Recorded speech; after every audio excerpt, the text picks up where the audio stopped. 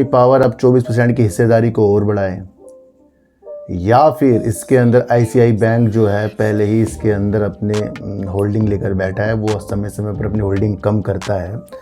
अगर वो कम की हुई होल्डिंग पब्लिक के पास जाती है तो फिर इसमें सोचने का विषय बन पहले फंस चुका हूँ। मैं आपको फिर कह रहा हूँ, मैंने एक कंपनी ली थी और वो डीलिस्ट हो गई। फिर एक दो कंपनी और ली थी शुरुआती तौर में, उसके शेयर 50-50 पैसे में आ गए। तो फिर मैंने क्या सोचा, मैंने कहा रणनीति।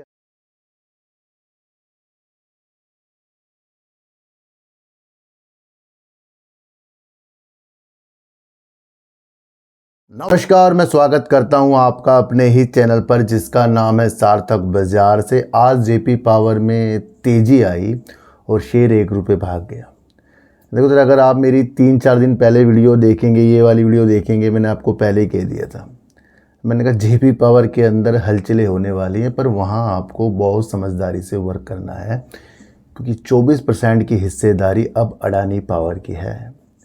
या तो अडानी पावर अब 24% की हिस्सेदारी को और बढ़ाए, या फिर इसके अंदर आईसीआई बैंक जो है पहले ही इसके अंदर अपने होल्डिंग लेकर बैठा है, वो समय समय पर अपनी होल्डिंग कम करता है। अगर वो कम की हुई होल्डिंग पब्लिक के पास जाती है तो फिर इसमें सोचने का विषय बन जाएगा, क्योंकि इससे पहले जो कंपनी थी जेपी एसोसिएट, उसके अंदर भी ज़्यादा पब्लिक थी और वो बढ़ती गई थी। तो अगर अडानी पावर इसके अंदर है तो हमें ये देखना है कि 24% से हिस्सेदारी अडानी पावर की ज़्यादा होनी चाहिए। बहुत नीतियों के साथ आज इसको फिर से उछालेंगे, क्योंकि जो मैंने अभी 3-4 दिन पहले वीडियो बनाई थी उस अनुसार चीज़ें आज हुई हैं और ये आगे 3 महीने के अंदर और भी हो सकती हैं। इसको आगे हम एनालाइज करेंगे। दूसरा बात करेंगे सर परमाणु ऊर्जा की। परमाणु पावर जो आजकल थीम चल रही है भारत के अंदर, 2047 तक हमारे 100 गीगावाट तक के लक्ष्य हैं। देश के अंदर अभी अगर हम देखें तो मामूली 3% अगर हम इस पे वर्क कर रहे हैं, और वो 100 में से 3% वर्क कर रहे हैं, और वो है सरकारी कंपनी। अब इसके अंदर प्राइवेट कंपनी, सरकारी कंपनी एक खाका तैयार कर रही है, और ये खाका तैयार करने से ऐसा प्रतीत हुआ कि जो हमारी 100 गीगावाट के जो लक्ष्य हैं 2047 के, तो प्राइवेट कंपनी, सरकारी कंपनी अगर आपस में बैठकर चीज़ें कर रही हैं तो वो बैठ रही है 71 गीगावाट की। सोचो कि अभी प्लानिंग की है ये सारी प्राइवेट कंपनी, सरकारी कंपनी ने, जो कैपेसिटी वो करेंगे, जो भी नियम होंगे, वही 71 गीगावाट बैठ गई है। तो अगली थीम परमाणु ऊर्जा पे होने वाली है, और अडानी पावर इसके अंदर, एनटीपीसी इसके अंदर, रिलायंस इंडस्ट्री इसके अंदर, हिंडाल्को, और आपका देखने को मिलेगा टाटा पावर। तो पावर की स्थितियाँ और जुड़ गई है, तो इस नीति को भी समझ लेंगे। एचएफसीएल को एक्सपोर्ट यानी कि यहाँ से बाहर ओएफसी यानी कि ऑप्टिकल फाइबर केबल के लिए एक बहुत बड़ा ऑर्डर मिल गया है, उसके बारे में बातचीत करूँ। मैं आपको पहले समझा रहा हूँ, जैसे जैसे डेटा सेंटर का विस्तार होगा देश में, विदेश में, एआई या अलग अलग नीतियों के साथ, तो वहाँ पर आपको क्या देखने को मिलेगा, ऑप्टिकल फाइबर। और भारत नेट के लिए तो एचएफसीएल वर्क कर रहा है। तो इन सारी नीतियों को आज हम समझकर धीरे धीरे चलेंगे। देखो, जब कोई छोटी कंपनी आपको कुछ ही पल में तेजी के संकेत दिखाए तो वो अपने ओर आकर्षित कर रही है, पर अपने ओर आकर्षित करना, उसके अंदर बहुत रणनीतियाँ होती हैं। उस रणनीति को आपको समझना है, क्योंकि आकर्षित करके, मैं आपको हर बार बता रहा हूँ, जितने भी लोग, चाहे मैं ही हूँ, आप भी हों, बड़े बड़े लोग भी फंसते हैं, तो वो ललचाई भावना से फंसते हैं। देखो सर, मैं जो पहले फंस चुका हूँ, मैं आपको फिर कह रहा हूँ, मैंने एक कंपनी ली थी और वो डीलिस्ट हो गई। फिर एक दो कंपनी और ली थी शुरुआती तौर में, उसके शेयर 50-50 पैसे में आ गए। तो फिर मैंने क्या सोचा, मैंने कहा रणनीति अलग है। उस वक्त भी उन कंपनियों में बहुत दिलचस्पी वाली चीज़ चल रही थी, शेयर ऊपर थे, तो उससे एक सबक ले लिया कि भैया हमें ललचाई भावना से आगे नहीं बढ़ना है। तो जो भी कंपनी अपनी ओर आकर्षित करे तो उससे जुड़ा हुआ क्या है, सबसे पहले ये समझें। अब कौन आकर्षित कर रहा है, वो कर रहा है जेपी पावर। रिजल्ट बहुत बेहतरीन दे दिया। सबसे पहले ये समझना चाहिए कि जो 24% की हिस्सेदारी जेपी एसोसिएट की थी वो जेपी पावर की है। अब जेपी पावर उसको किस तरीके से बुनाता है, क्योंकि अगर जो जेपी पावर अपना प्रॉफिट कर रहा है, तो 24% की हिस्सेदारी से जो भी चीज़ें आ रही है वो अडानी पावर में दिखाई जा रही है। यानी कि आप ये समझ सकते हैं कि जेपी पावर का वर्क वो अडानी पावर में जुड़ा हुआ है प्रॉफिट के जरिए। आगे आगे अगर जेपी पावर के अंदर अडानी पावर बढ़ता जाए, 24% से आगे होता जाए, तो फिर ये एक संभावना बन जाएगी कि आगे जाकर ये जेपी पावर में मिल जाएगी। पर आगे आगे अगर आपको ये देखने को मिल जाए कि धीरे धीरे धीरे पब्लिक ही बढ़ रही है, तो एंड में पब्लिक कोई कंपनी चला नहीं सकती, फिर क्या होगा, टेंशन बन जाएगी। तो सबसे सिंपल वर्क है कि अडानी पावर को इसके अंदर होल्डिंग आपको ज़्यादा देखनी है, पब्लिक की होल्डिंग कम देखनी है। आईसीआई बैंक अपनी होल्डिंग को कम जैसे करता ही है, अब 4.4% करीब कर रखी है, इतनी बता रहा हूँ, 4% मान लो, तो अगर इससे और कम करता है तो वो होल्डिंग जा कहाँ रही है। सबसे पहले आपका ये कर्तव्य होना चाहिए। आज की तेज़ी का मुख्य कारण आज का नहीं है, ये 2-4 दिन पहले मैं आपको बता चुका हूँ इस वीडियो के माध्यम से, जहाँ मैंने आपको कहा था कि अडानी पावर अपनी क्षमता को 41 गीगावाट 2032 में उसको करना था, उसने उसको बढ़ा दिया, उसको कर दिया उसने 45 गीगावाट। अब एकदम से उसने जो 3-4 गीगावाट बढ़ाए वो ऐसे तो बढ़ा ही नहीं है, क्योंकि उसने जेपी स्टेट के अधिग्रहण पावर वाले किए उसके जरिए, या जेपी पावर के अंदर अपनी हिस्सेदारी लिए, तो वो एक स्थिति है, वो देख रहा है। अब यहाँ भी समझ लो ये पुरानी न्यूज़ है, मैं आपको बता रहा हूँ। कॉन्फ्रेंस कॉल की खास बातों में 45 गीगावाट 2 लाख का टारगेट रखा जो पहले 41 गीगावाट का था, 2 लाख करोड़ रुपए का कैपेसिटी प्लान शामिल है। और ये सारी चीज़ें मैं आपको पहले बता कर गया, और यही मैंने आपको समझाया था कि क्या कहा था, 3 गीगावाट की और थर्मल कैपेसिटी। तो किस में वर्क कर रहा है जेपी पावर, थर्मल पर वर्क कर रहा है। क्या मूल्यांकन किया जा रहा है, हालांकि ये अभी प्लानिंग स्टेज पर है। विस्तार का एक हिस्सा जयप्रकाश पावर वेंचर्स में अपनी हिस्सेदारी बढ़ाकर हो सकता है। तो ये आकर्षित वाली चीज़ थी कि क्या 24% से हिस्सेदारी अडानी पावर की बढ़ सकती है, जैसे इसमें बताया जा रहा है। मैनेजमेंट तो ये कह रहा है कि भैया प्लानिंग में है, लेकिन आगे हो सकता है। तो अगर ये हो जाए तो ये फिर अच्छा हो सकता है। फिर भी मैं आपको कह रहा हूँ, हमें जेपी पावर से ज़्यादा अडानी पावर को ही देखना पड़ेगा।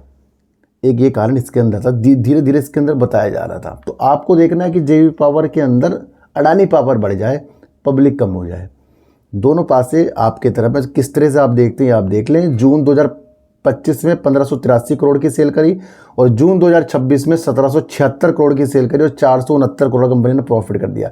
तो एक कारण कंपनी के अंदर ये भी था कि इसने जेपी पावर ने अच्छा प्रॉफिट किया, पर कहलाई ये जा रही है कि जेपी पावर के अंदर 24% की हिस्सेदारी अडानी पावर की है। तो ये कर रहा है अपनी नीतियों को आगे बढ़ाकर, है ना। कभी कभी क्या होता है, कुछ शेयर ऐसे होते हैं कि उसके अंदर कुछ चीज़ें हो जाती हैं, मतलब 10 वाला शेयर 20, 30, 40 पहुंच जाता है, देखा भी होगा आपने। पर धीरे धीरे धीरे उसमें अलग कहानियाँ बन जाती हैं, बाद में देखा वही कंपनी लिस्ट हो जाती है। होता है ऐसे, मान के चलो होता है ऐसे। तो ये आपको समझकर हर पल हर कंपनी के साथ चलना पड़ेगा जिसके ऊपर दूसरी कंपनी का एक शिकंजा हो। प्रमोटर 24% है, एफआई 6.75% है, 24% अडानी पावर है, आपको बताइए ये बढ़ने चाहिए। डीआईस जो इसके अंदर 17% से अब 11.15% जून 2026 क्यों हो गए, आईसीआई बैंक ने अपने शेयर बेच दिए थे, आगे भी क्या पता वो बेच सकता है, ये भी आप समझ कर चले।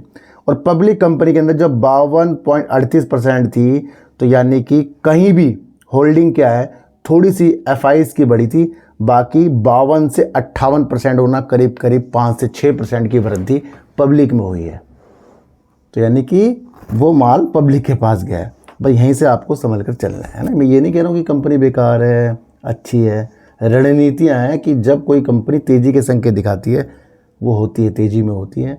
और ये चीज़ मैंने आपको बता दी थी, हाँ कुछ ना कुछ उछाल तो कंपनी के अंदर बनते हैं, पर बाद के अंदर कुछ बिगड़ जाए उसे सोचकर आपको चलना पड़ेगा। देखो सर, न्यूक्लियर पावर पाइपलाइन बहुत बड़ी न्यूज़ है, इस न्यूज़ को आपको समझना है। देश के अंदर थर्मल पावर, पवन, सौर, अन्य चीज़ों के साथ पावर बनाई जा रही है। अब एक थीम चल रही है सरकार की बड़ी नीतियों के साथ, जिसके अंदर वो प्राइवेट कंपनियों को भी कह रही है आप भी आगे बढ़ो, वो है परमाणु ऊर्जा।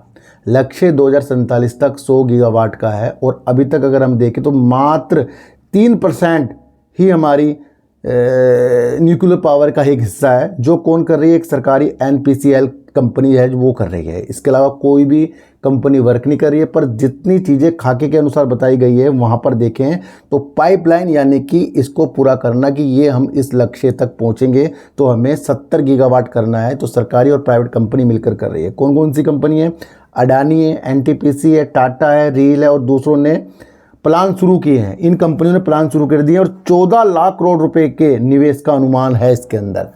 तो ये एक बड़ा काम हो गया जहां पर परमाणु ऊर्जा के लिए इन कंपनियों को आगे बढ़ाना है। 70 गीगावाट को पार करने के लिए करीब करीब 14.4 लाख करोड़ रुपए के एक इन्वेस्टमेंट की ज़रूरत होगी, जो एक भारत की atomic energy program single operator model से डेवलपर्स के बड़े फील्ड में शिफ्ट होने शुरू हो गया है। यानी कि कहीं ना कहीं अब इसके अंदर काफ़ी अच्छी नीतियां प्राइवेट कंपनियों की भी है और सरकारी कंपनियों की। NTPC, Adani power, Reliance industry, Naveen Jindal group, Lalitpur power generation company, Tata power, Hindalco industry और भाविनी में फैली हुई है।